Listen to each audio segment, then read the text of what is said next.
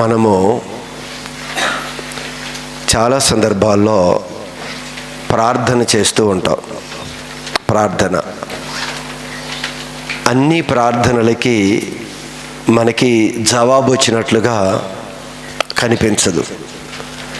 మనకి ఆలోచిస్తాం, ఏంటి నేను ప్రార్థన చేశాను, ప్రార్థనకి జవాబు రాలేదు, ఎంత ప్రార్థన చేస్తున్నా కూడా మరి దేవుడు ఆ ప్రార్థనకి స్పందించటం లేదు, దేవుడు నా మనవులు ఆలకించటం లేదు అని అనుకుంటాం. ఆలకిస్తున్నాడంటారా, ఆలకించటం లేదా? మరి ఎందుకు ఆయన సమాధానం ఇవ్వటం లేదు? నిజమే, మనం చేసే మనవులు ఒకవేళ ప్రభువు ఆలకించినట్లయితే అన్ని మనవులకి కూడా ఆయన సమాధానం ఇవ్వాలి. ఇది ప్రతి క్రైస్తవుల్లో ఉన్న ఒక సందేహం. మేము ప్రార్థన చేస్తున్నాము, దేవుడు ఎందుకు మా మనవులు ఆలకించడు? భక్తులు కొంతమంది అదే అడిగారు, మేము ప్రార్థన చేస్తున్నాము, దేవుడు ఎందుకు మా ప్రార్థనలు ఆలకించడు? ఇది అందరిలో ఉన్న ఒక సందేహం. మరి దేవుడు ప్రార్థన ఆలకించువాడు అని భక్తులు దేవుడికి ఒక పేరు పెట్టారు. ఏం పేరు పెట్టారు? ప్రార్థన ఆలకించు దేవా. అంటే మన ప్రార్థనలన్నీ ఆలకిస్తాడు అని, ప్రతి ప్రార్థనకి ఆయన స్పందించి మనకు సహాయం చేస్తాడు అని భక్తులు మాట్లాడారు. మరి ఈరోజు మన ప్రార్థనలకి అనుకున్న స్పందన, అనుకున్న సహాయము మనకి వచ్చినట్లుగా మనకు కనిపించటం లేదు. మరి ఎందుకు ప్రభు సమాధానం ఇవ్వటం లేదు? మన ప్రార్థన ఆయన దగ్గరికి వెళ్ళవా అంటే, అసలు ఎలా ఉంటే ప్రార్థన దేవుని యొద్దకు వెళతాయో మనకు అర్థం కాకపోతే, దేవుడు మన మనవులు ఆలకించటం లేదు అని దేవుణ్ణి మనం ప్రశ్నిస్తూ, విమర్శిస్తూ, దేవుడి మీద అలిగి దేవుడి సన్నిధికి దూరం అయిపోతున్న వారు చాలామంది ఉన్నారు. ఎందుకు మా మనవులు ఆలకించటం లేదు అని ప్రభువుకి ప్రార్థన చేయటం తగ్గిస్తున్నారు, విశ్వాసం నుంచి వెనక్కి వెళ్ళిపోతున్నారు. కారణము ఏంటి? ఎలా అయితే ప్రార్థన దేవుడు ఆలకిస్తాడు అని ఆలోచించేస్తే చూడండి, బైబిల్ గ్రంథంలో యాకోబు రాసిన పత్రిక 5వ అధ్యాయాన్ని ఒక్కసారి మనం పరిశీలించేద్దాం. యాకోబు పత్రిక 5వ అధ్యాయము 16వ వాక్య భాగములో నీతిమంతుని విజ్ఞాపన, నీతిమంతుని యొక్క విజ్ఞాపన మనఃపూర్వకమైనదై బహుబలముగా ఉంటుంది. నీతిమంతుడి యొక్క ప్రార్థన అని ఇక్కడ రాయబడి ఉంది. నీతిమంతుడి యొక్క ప్రార్థన అంట మనస్ఫూర్తిగా చేస్తాడంట. ఆ ప్రార్థన బహుబలంగా ఉంటుంది, మామూలు బలం కాదు, ఇది బహుబలంగా ఉంటుంది. అయితే ఎవడు నీతిమంతుడు? ఎవరి గురించి చెప్తున్నాడు? మనందరం ప్రార్థన చేస్తున్నాం కదా, మరి నీతిమంతుడు గురించి ఇక్కడ మాట్లాడుతున్నాడు. నువ్వు నీతిమంతురాలు అయితే, నీవు నీతిమంతుడు అయితే నీవు చేసే ప్రార్థన బహుబలంగా ఉంటుంది అని చెప్తున్నాడు. మామూలు బలం కాదు, చాలా బలంగా ఉంటుంది ఆ ప్రార్థన. అందుకే నీతిమంతుడు ఏలియా ఏమని ప్రార్థన చేశాడో తెలుసా? ఆయన ప్రార్థన బహుబలంగా పనిచేసింది. ఈ ఏలియా ఇశ్రాయేలు జనాంగము దేవుడికి వ్యతిరేకంగా చేస్తున్న ఆ క్రియలు చూసి సహించలేక, దేవుణ్ణి ఆరాధించవలసిన ప్రజలు బయలు యొక్క విగ్రహాలు పెట్టుకొని వారు ఆరాధిస్తూ ఉన్నప్పుడు దేవునికి వారు కోపం పుట్టిస్తూ బాధ కలిగిస్తున్న సందర్భంలో నీతిమంతుడైన ఏలియా బహు రోషం కలిగి ఒక ప్రకటన చేసేశాడు. ఆ ప్రజలకి ఒక కరువు వచ్చే విధంగా. ఎవరు ఈ ప్రజలంటే దేవుని పిల్లలే. దేవుని పిల్లలు, దేవుని ఆరాధించవలసిన పిల్లలు, దేవుడికి ఆ మహిమనివ్వవలసిన పిల్లలు వీరు బయలు యొక్క విగ్రహాలు పెట్టుకొని తన యొక్క మహిమని వాటికి పంచుతూ ఉండగా, అదంతా దేవుడు చూసి దుఃఖపడుతూ ఉండగా నీతిమంతుడైన ఏలియా అది సహించలేక బహు రోషం కలిగిన వాడై ఒక ప్రకటన చేశాడు. ఏమని ప్రకటన చేశాడు?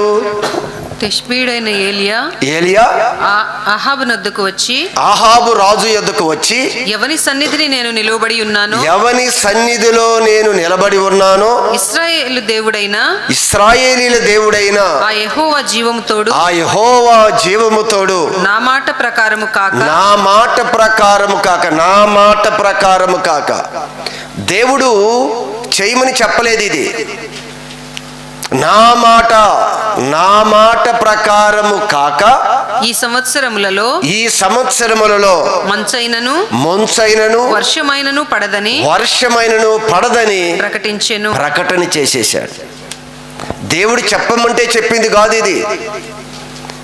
దేవుడిని బాధ కలిగిస్తూ ఉన్నప్పుడు, దేవుడికి అయిష్టంగా నడుస్తున్నప్పుడు దేవుని పిల్లలు అందరి మధ్యలో ప్రకటిస్తున్నాడు, ఇదిగో ఒక శాపాన్ని లేక ఒక కరువుని దేశంలోనికి వచ్చి దేవుని యొక్క బాధ ఏంటో వారికి అర్థం కావాలి అని ఆయనగానే ఒక ప్రకటన చేసేశాడు.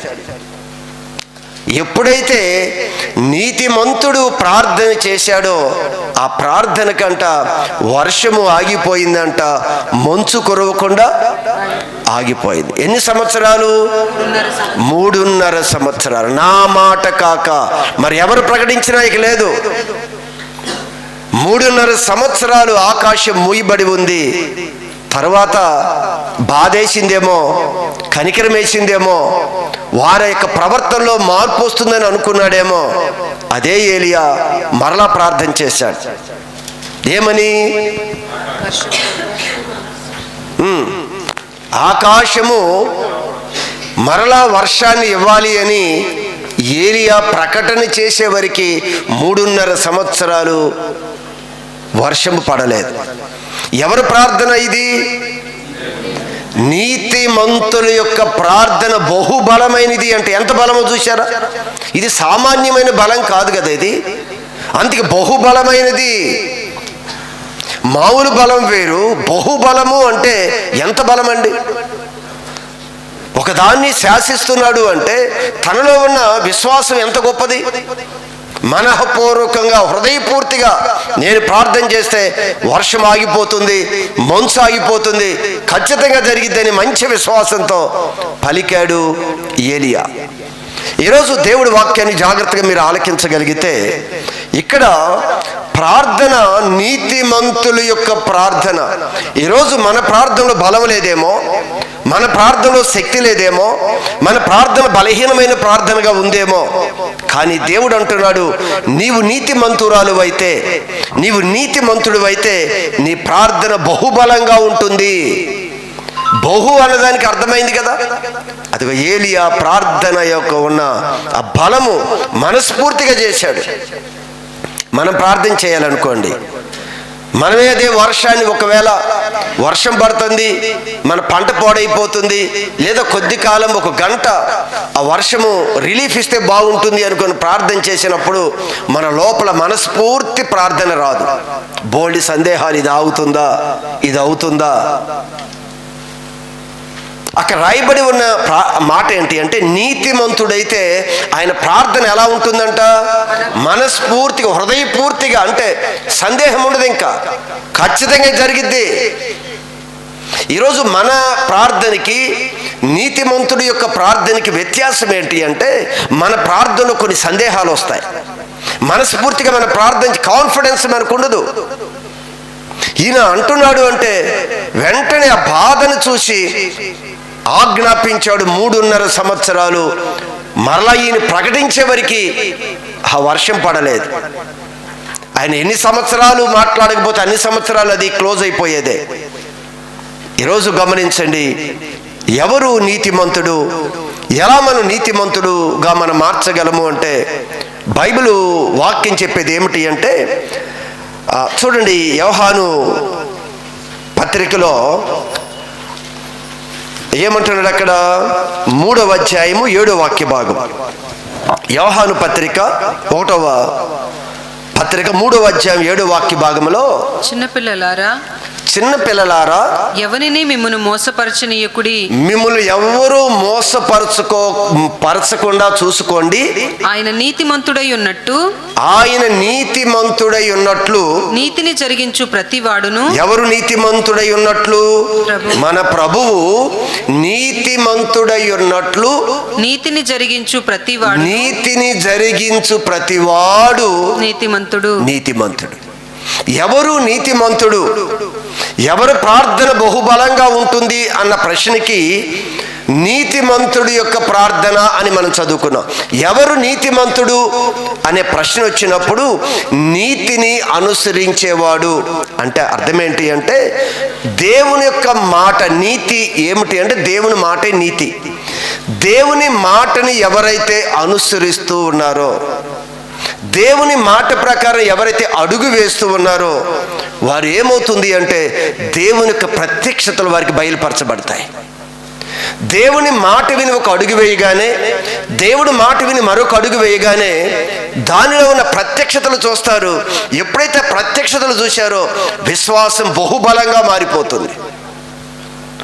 అందుకు వాక్యం చెప్తుంది, నీతిని అనుసరించేవారు నీతిమంతుడు అని. దేవుడు ఏ మాట చెప్తున్నాడో ఆ మాటని మనం అనుసరించడానికి ముందు మనం ప్రారంభించాలి. ఎప్పుడైతే అనుసరిస్తూ ఉన్నామో దేవుడి కార్యాలు చిన్న చిన్నవి మనం చూస్తూ ఉంటాం. ఈ చిన్న కార్యాలు ఎప్పుడైతే చూస్తూ ఉన్నామో మనకేమవుతుంది అంటే మనకి దేవుని గురించిన ప్రత్యక్షత తెలుస్తాయి. మన బలం అధికమవుతుంది. మన విశ్వాస పరిమాణం పెరిగిపోతూ ఉంటుంది. మనం దేవుని మాటని అనుసరించకుండా ఎవరు మనం నీతిమంతులం కాదా అంటే అది నీతిమంతులమో కాదో ఎవరికి వాళ్ళు చూసుకోవాలి. కాదు అని నేను చెప్పలేదు, నీతిమంతులు అని నేను చెప్పలేదు. ఎవరైతే దేవుని మాటని అనుసరిస్తున్నారో వారు నీతిమంతులు అని రాయబడి ఉంది. ఆ నీతిమంతుల యొక్క ప్రార్థన బహుబలంగా ఉంటుంది. కనుక ఎందుకు అంత బలము అంటే అక్కడ మనస్ఫూర్తిగా ఎప్పుడు ప్రార్థన చేస్తామో తెలుసా? దేవుని గురించి అంత బాగా తెలిసినప్పుడు.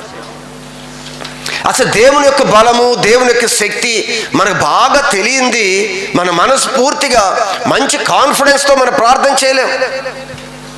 మనకి ప్రార్థనలో నమ్మకం కుదరదు. ఇది అవుతుందో లేదో, ఇది జరుగుతుందో లేదో అన్న సందేహాలు మనలోకి వస్తాయి. అది ఒకటే కాదు, నీతిమంతుడికి కూడా ఏ విషయంలో ప్రార్థన చేయాలో, ఏ విషయంలో ప్రార్థన చేయకూడదో దేవుడు వివేచన జ్ఞానం కూడా ఇస్తారు వారికి.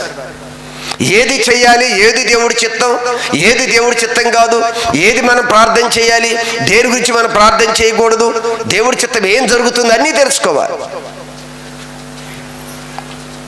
కనుక ఈరోజు దేవుడు మనకు చెప్పేది ఒక్కటే, నీతిని మనం అనుసరించి కానీ ముందుకు వెళ్ళగలిగితే మనం దేవుని గురించిన అనేకమైన ప్రత్యక్షతలు దేవుని దగ్గరగా మనం చూస్తాం. ఈ విడిగా మనం చూడలేమండి. దేవుని నువ్వు చూడాలి అంటే దేవుడు చెప్పిన మాటలు ఒక్కొక్క అడుగు వేసుకుంటూ వెళితేనే దేవునికి రీచ్ అయిపోతాం మనం. లేదా ఎట్టి పరిస్థితుల్లో నువ్వు దేవుని చూడలేవు. నువ్వు దేవుని చూడండి నీ విశ్వాస పరిమాణం పెరగదు. నువ్వు బలవంతుడివి, శక్తిమంతుడు కావటానికి అవకాశమే లేదు. ఒక్కొక్క అడుగు, ఒక్కొక్క స్టెప్ వేసుకుంటూ వెళ్ళాలి. దేవుడు ఏం చెప్తున్నాడో ప్రతి మాటలో ఎదుగుతూ వెళ్ళిపోతూ ఉండగా స్పష్టంగా మన దేవుని చూడగలం. మన బలంగా ఉంటుంది. అది మనకొక్కరికే ప్రయోజనం కాదు, అది ఎంతమందికి ప్రయోజనమో తెలుసా? మనం కానీ నీతిమంతులుగా మార్చబడితే మనం ఒక్కరికి కాదు, ఎంతో మందికి ప్రయోజనకరంగా ఉంటాం. ఈ చదివిన భాగంలో యాకోబు పత్రిక చదివాం కదా, దానిలో మనం 5వ అధ్యాయము ఎన్నో వచనం చెప్పాను మీకు? 16వ వచనం చెప్పాను. ఆ 16వ వచనం మొదటి నుంచి చదవండి. మీ పాపములను ఒకనితో ఒకడు ఒప్పుకొనుడి. మీరు స్వస్థత పొందునట్లు ఒకని కొరకు ఒకడు ప్రార్థన చేయండి. 2 విషయాలు ఇక్కడ చెప్పాను. ఈ మాట విన్నప్పుడు మనకు ఒక సందేహం వస్తుంది. ఏం సందేహం? మొదటి మాట ఏం చదివాం మనం ఇక్కడ? మీ పాపములను ఒకరితో ఒకరు ఒప్పుకోండి. ఎవరి దగ్గర ఒప్పుకోవాలి మన పాపాలు? ఎవరి దగ్గర ఒప్పుకోవాలి చెప్పండి? దేవుని యొద్ద ఒప్పుకోవాలి. ఇక్కడేం రాయబడి ఉంది? మీ పాపములు ఒకరి దగ్గర ఒకరి పాపాలు ఒకరితో ఒప్పుకోండి అని ఉంది. దీని గురించి గత దినాల్లో చాలా గందరగోళం పరిస్థితులు కూడా ఉన్నాయి. ఈ దీనిలో ఇలా ఒప్పుకొని వాక్యాన్ని మరొక రకంగా అర్థం చేసుకొని మనం ఈ పరిస్థితుల మధ్య వేరే ఇబ్బంది పడిన వారు కూడా చాలా మంది ఉన్నారు. మరి దేవుడే చెప్తున్నాడు కదా, మీ పాపాలు ఒకరి పాపాలు ఒకరు దగ్గర ఒకరు ఒప్పుకోండి అని. మనం ఒప్పుకోవాల్సింది నీతిమంతుడైన మన ప్రభు దగ్గర, అవునా కదా? మన పాపాలు ఎవరి దగ్గర ఒప్పుకోవాలి? నీతిమంతుడైన మన ప్రభు దగ్గర ఒప్పుకోవాలి. ఇక్కడ రాస్తున్న మాట ఏమిటి అంటే, మీ పాపాలు ఒకనితో ఒకడు ఒప్పుకోండి అని ఒక మాట చదివాము. రెండో మాట ఏం చదివాము? మీరు స్వస్థత పొందునట్లు. మీకు స్వస్థత పొందుకోవాలి అంటే మీరు ఒకని కొరకు ఒకరు ప్రార్థన చేయండి అని. అయితే మొదటి మాటను మనం చూద్దాం. ఇక్కడ మన పాపాలు ఒకరితో ఒకరిని ఒప్పుకుంటే మన క్షమాపణ ఏమీ రాదండి. అలాగా మన పాపాలన్నీ, మనం చేసిన తప్పులన్నీ కూడా ఎదుటి వ్యక్తి దగ్గర పంచుకొని చేయటం వల్ల సమస్య పెద్దదవుతుంది, కానీ పరిష్కారం దొరకదు, క్షమాపణ దొరకదు. అయితే మరి ఏం ఒప్పుకోవాలి, ఎవరి దగ్గర ఒప్పుకోవాలి? మీకు అర్థం కావడానికి ఒక విషయం చెప్తాను. ఇప్పుడు మనం ఒక పాపంలో ఉన్నాం, ఒక పాపాన్ని జయించటానికి ప్రార్థన చేస్తున్నాం, ఏదో కుస్తీ పడుతున్నాం, అది విడిచిపెట్టాలి, దానిలో నుంచి బయటికి రావాలి అని ప్రతి ఒక్కరికి ఏదో ఒక బలహీనతలు అనేది ప్రతి మనిషిని వెంటాడుతాయి. ప్రతి మనిషిని ఏదో ఒక బలహీనత, ఏదో ఒకటి దేవుడికి ఇష్టం లేనిది, ఏదో ఒకటి బలహీనత ప్రతి మనిషిని కూడా ఓవర్కమ్ చేసి మనల్ని ముందుకి ఈడ్చుకొని వెళుతూనే ఉంటాయి. అయితే మనం చాలా దినాలు ఎదురు చూసుకున్నాం, దేవుడి సన్నిధికి వచ్చాం. ఇప్పుడు దీన్ని ఓవర్కమ్ చేయలేకపోతున్నాం, మనం దాన్ని అధిగమించలేకపోతే ఏదైనా అవ్వచ్చు. అయితే ఇక్కడ ప్రభు ఏమంటాడు అంటే, మీరు దాన్ని అధిగమించలేనప్పుడు, మీరు ఏ పరిస్థితుల్లో మీరు అధిగమించలేకపోతున్నారో నీతిమంతుడు అనే వ్యక్తి దగ్గరికి నీ ప్రాబ్లం తీసుకుని వెళ్ళు. ఆ నీతిమంతుడు నీకు సహాయం చేసి నీ పక్షాన్ని నిలబడి అతను కూడా ప్రార్థన చేస్తాడు. నీతిమంతుని ప్రార్థన ఎలా ఉంటుంది? బహుబలంగా ఉంటుంది కదా. నువ్వు ఎవరి దగ్గరికి వెళ్ళాలి, ఎవరి దగ్గరికి వెళ్తే వాళ్ళ దగ్గరికి వెళ్ళి పాపాలు ఒప్పుకోవటం కాదు. అది కాదు అక్కడ ప్రభు రాస్తుంది. నీవు కొన్ని విషయాల్లో ఎక్కడైతే మన బలహీనులమో, ఎక్కడైతే మనం జయించలేకపోతున్నామో ఆ విషయంలో మన ప్రాబ్లం ఎవరి దగ్గర తీసుకుని వెళ్తాము అంటే, నీతిమంతుడు ఎవరో తెలుసుకొని ఆ నీతిమంతుడి యొద్దకి, అయ్యా నేను దీనిలో నుంచి బయటికి రాలేకపోతున్నాను, నా బలహీనత ఇది, నా ప్రాబ్లం ఇది, మరి దీని నుంచి నేను రాలేకపోతున్నాను అని చెప్పినప్పుడు అతను మన కొరకు ప్రార్థన చేయటం ప్రారంభిస్తాడు. ఇద్దరు కలిసి ప్రార్థన చేస్తారు. కనుక అతని ప్రార్థన మళ్ళీ ఏం చేస్తుంది అంటే, ఆ బలహీనతలో నుండి బయటికి తీసుకొని వచ్చి బలాన్నిచ్చి మరలా ప్రభు మన నిలబెడతాడు. అందుకు కింద విషయం అదే కదా రాసింది. పైన మాట రాస్తూ కింద వచ్చేసరికి నీతిమంతుని యొక్క ప్రార్థన బహుబలంగా ఉంటుంది అని అందుకే రాశాడు. అక్కడ పైన ఒప్పుకోవటం ఎవరితో, చెప్పుకోవటం ఎవరితో, సహాయం అడగవలసింది ఎవరితో? నీ కనిపించిన వాడి దగ్గరికి వెళ్ళి నా ప్రాబ్లం అది అని మాట్లాడుకోవటం కాదు. అది నీకు సాల్వ్ అవ్వదలాగా. ఆ ప్రాబ్లం నుంచి నువ్వు బయటికి రాలేవు, ఇంకా షేమ్ చేస్తారు మనల్ని. దేవుడి క్షమించమని చెప్తే ఒకరు బలహీనతలు ఒకరికి తెలిసినప్పుడు ప్రభు దానిని మనం హృదయాల్లో పెట్టుకొని దాని కొరకు ప్రార్థన చేయమని చెప్పాడు. కానీ మనం ఏం చేస్తాం? దాన్ని బలహీనతలు ఇంకా బలహీనపరిచే పరిస్థితుల్లో మనం వెళతాం. అలా ఒప్పుకోమని చెప్పలేదు, కానీ నీతిమంతుడి దగ్గరికి వెళ్ళి మన బలహీనతలు తెలియజేసుకొని ఆ నీతిమంతుడి యొక్క ప్రార్థన సహాయాన్ని మనం కోరుకుంటే ఆ బలహీనతలో నుండి మన బలవంతులుగా మార్చబడతాం. రెండో విషయం ఏం చెప్పాడు? మీరు స్వస్థత పొందినట్లు. అది ఎవరు ప్రార్థన అంటే, మన స్వస్థత జరగాలి. చాలా ప్రార్థన మనం చేస్తున్నాం. అదే అంటున్నాడు, నీతిమంతుడి దగ్గర తీసుకుని వెళ్ళి. ఏ వ్యాధి, ఏ బాధ, ఏ ప్రాబ్లం, అందరం కలిసి అప్పుడు ఆ నీతిమంతుడు ప్రార్థన చేసినప్పుడు స్వస్థత జరిగిద్ది అని, ఆ నీతిమంతుడు ప్రార్థన చేసినప్పుడు ఆ బలహీనతలో దేవుడు ఇంకా బలాన్ని ఇవ్వటానికి మనకు అవకాశం ఉంటుంది. అన్ని విషయాల్లో వెళ్ళాలా అంటే అన్ని విషయాల్లో కాదు. మనం ఏదైతే మనం జయించలేకపోతే ఇక మన వల్ల అవ్వట్లేదు, అది ఇక మన ప్రాబ్లం అవ్వటం, మనం ఒక్కడమే అధిగమించలేకపోతున్నాం. ఆ విషయంలో మనం వచ్చి వారి యొక్క ఆలోచన మనం తీసుకొని, వాళ్ళ గైడెన్స్ మనం తీసుకొని, వారు కూడా మనతో ప్రార్థన చేస్తూ ఉండగా దేవుడు ఒక అద్భుతమైన కార్యాన్ని మన జీవితంలో జరిగిస్తాడు. మనం కానీ నీతిమంతులుగా నిలబడితే మన ఒక్కరికే ప్రయోజనం కాదు, అనేక మందికి ప్రయోజనకారు. అనేక మందిని ప్రభువులో నిలబెట్టడానికి మనకు అవకాశం ఉంటుంది. అందుకు ఈ మాట అంటూ మరలా ఈ దీనిలోనే 19వ వచనంలోకి రండి. 19వ వచనం, నా సహోదరులారా, ఇక్కడ మరలా చెప్తున్నాడు, నా సహోదరులారా, మీలో ఎవడైనను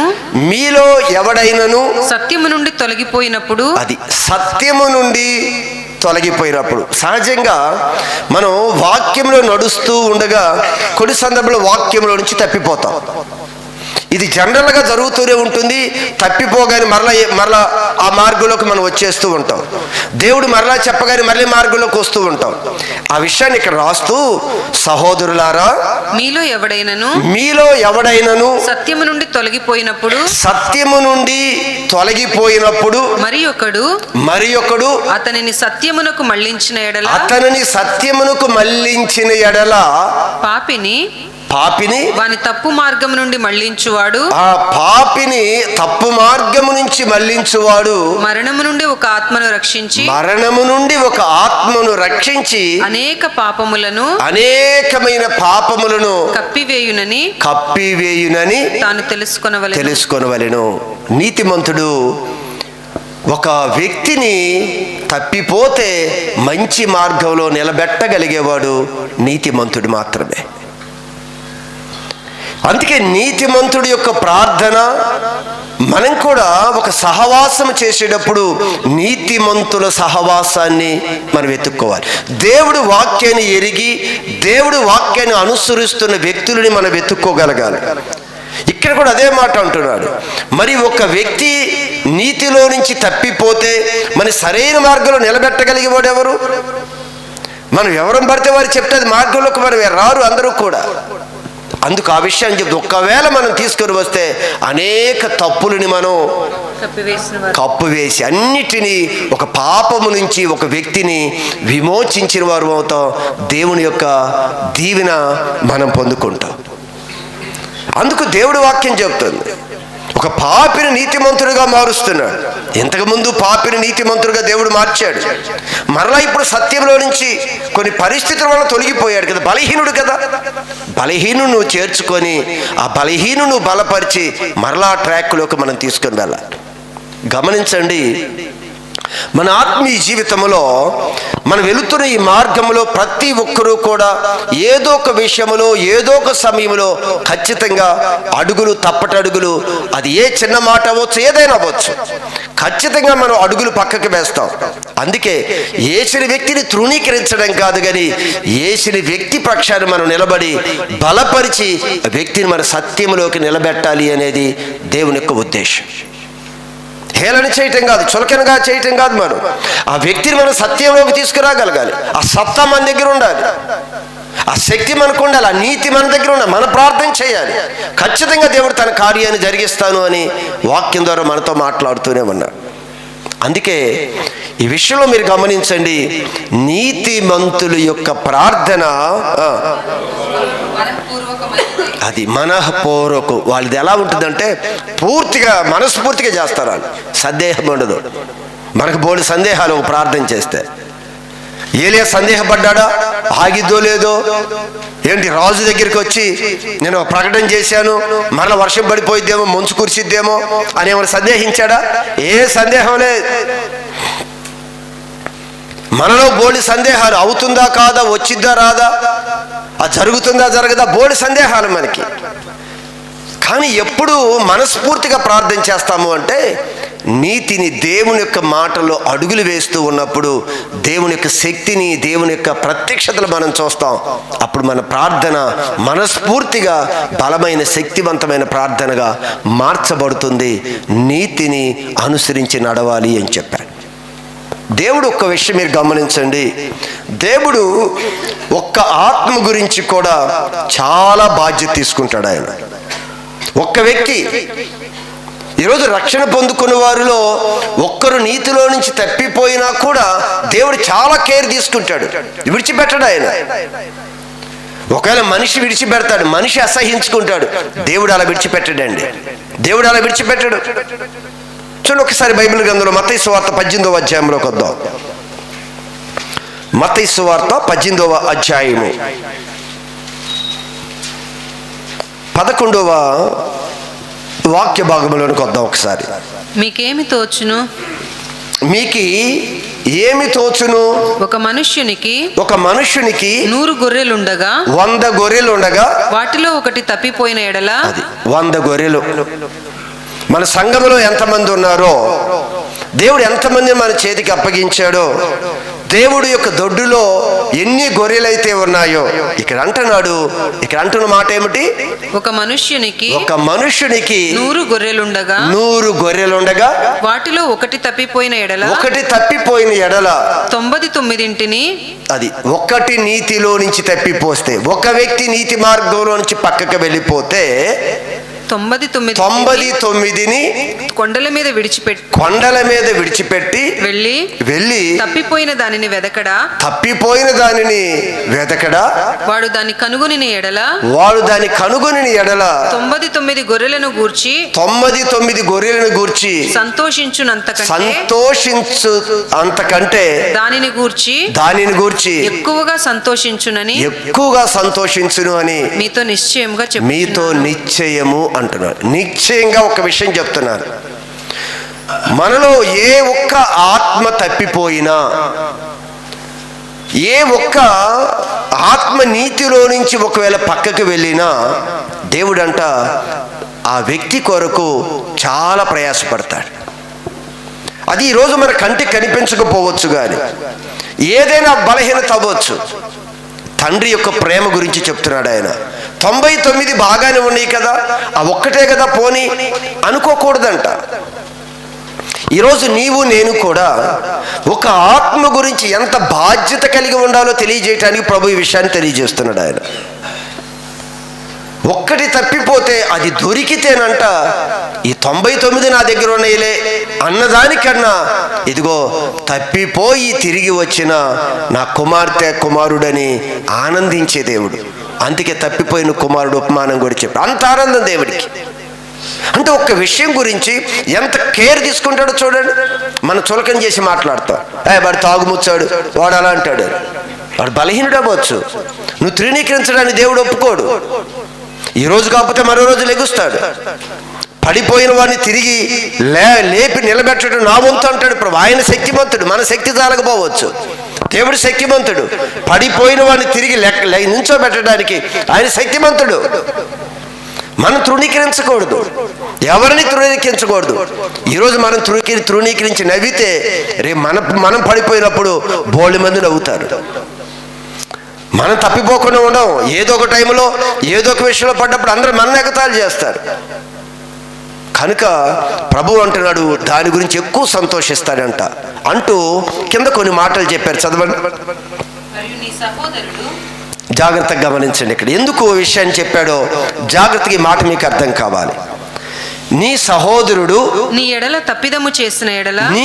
తప్పిదం చేస్తే, నీ సహోదరుడు కానీ నీ సహోదరి కానీ నీ ఎడల తప్పిదం చేసి నీకు నష్టం కలిగించి నిన్ను మోసం చేసి నిన్ను అవమానపరిచి ఏదన్నా కానీ నీ విషయంలో బాగా నిన్ను నష్టపరిస్తే, నీ సహోదరుడైనా సరే ఏ విషయంలో అయితే నీ విషయంలో తప్పు చేశాడో అది ఎలాంటిదైనా అవ్వచ్చు, తప్పు చేసిన ఎడల నీవు పోయి నీవును అతడును నీవు మీ ఇద్దరు కలిసి కూర్చొని ఎందుకు నా మీద ఇలా చెప్పావు, ఎందుకు నా గురించి ఇలా మాట్లాడావు, ఎందుకు నా మీద ఇలా నిందలు వేశావు, ఎందుకు నన్ను ఈ విధంగా అసభ్యకరంగా ఏమడుగుతావో నువ్వు కూర్చోబెట్టి ఆ వ్యక్తిని అడుగు. ఇక నా గురించి పోవద్దు, నా గురించి అలా మాట్లాడొద్దు, నా గురించి అలా చేయొద్దు అని చెప్పు. ఒకవేళ వినకపోతే 2-3 తీసుకొని వచ్చి చెప్పించు. అయ్యా నా గురించి ఇలా అంటున్నాడు, నా గురించి ఇలా మాట్లాడుతున్నాడు, నా గురించి ఇలా అసభ్యకరమైన మాటలు మాట్లాడుతున్నాడు, నన్ను ఇలా చులకన చేసి మాట్లాడుతున్నారు, నన్ను తృణీకరించారు, అందరిలో నన్ను ఎగతాళి చేసి మాట్లాడుతున్నారు అని చెప్పి ఇద్దరిని పిలిచి చెప్పు. అప్పటికి వినకుండా అలానే ప్రవర్తిస్తూ, అలానే మాట్లాడుతూ, అలానే హేళన చేస్తూ ఉంటే సంఘం ఎదురు తీసుకొని వచ్చి సంఘం ముందు చెప్పు. ఒకవేళ నీవు ఇద్దరు మాట్లాడుకున్నప్పుడు తన మోరు మూసుకోకపోతే, ఇద్దరు ముగ్గురు మధ్యలో కూడా వాడు సమాధాన పడకపోతే, సంఘం ముందుకు వచ్చినప్పుడు కూడా అతను సమాధాన పడకుండా అలానే తను చేస్తూ ఉంటే ఏం చెప్పాడు అక్కడ ఆయన? అతడు సంఘపు మాటయు వినని ఎడల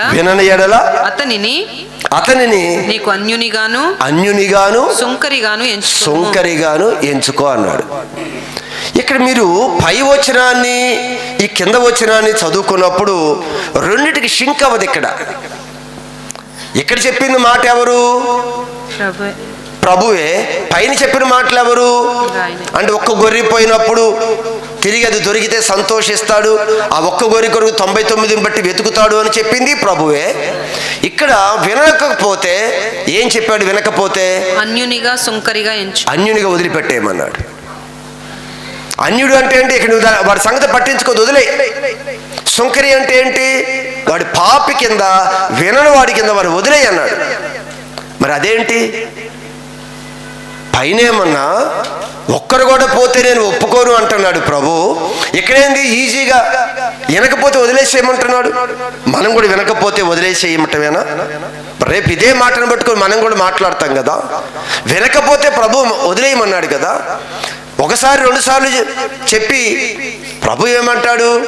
అయ్యా ఎన్ని మార్లు క్షమించాలి? అస్తమానం నన్ను దూషిస్తున్నాడు, అస్తమానం ఎగతాళి చేస్తున్నాడు, అస్తమానం చులకనగా మాట్లాడుతున్నాడు, పోయిన దాన్ని మరలా కెలికి నన్ను అవమానపరుస్తున్నాడు, ఎన్నిసార్లు క్షమించాలి? 3 సార్లు హెచ్చరించేసి పక్కకి నెట్టే ఏం చెప్పాడా ప్రభు? అక్కడ చెప్పలేదు. ఇక్కడ మరి ఎందుకు మాట్లాడుతున్నాడు ఆయన? పైన ఒక ఆత్మ గురించి అంత కేర్ తీసుకుంటున్నాడు కదా, ఇక్కడ వచ్చేసరికి అంటున్నాడు సుంకరిగా అన్యునిగా ఎంచుకో అని చెప్తున్నాడు. అంటూ కిందకి వెళ్దాం. భూమి మీద మీరు వేటిని బంధింతురో, మరొక్క మాట చెప్తున్నాడు. సుంకరగా వదిలేయమని చెప్పాడు కదా. భూమి మీద మీరు వేటిని బంధిస్తారో అవి పరలోకములో కూడా బంధింపబడును. ఎవరు చేస్తే బంధింపబడింది. అర్థమవుతుందా? ఈరోజు ప్రతి మాటని మనం తీసుకొని ఏంటి ప్రభు ఎలా చెప్పాడు కదా, ఏం జరగట్లేదు అనుకుంటాం. ప్రతి మాట దగ్గర ఎవరి గురించి మాట్లాడుతున్నాడు అంటే నీతిమంతుడు.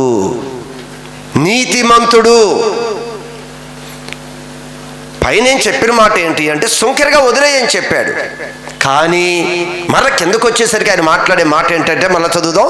భూమి మీద మీరు వేటిని బంధింతురో, మీరు వేటినైతే బంధిస్తారో అవి పరలోకములో కూడా బంధించబడతాయి. ఇక్కడ నుండి నువ్వు ఏది బంధించాలి అన్నావో, వర్షము మంచు కురవటానికి వీల్లేదన్నాడు.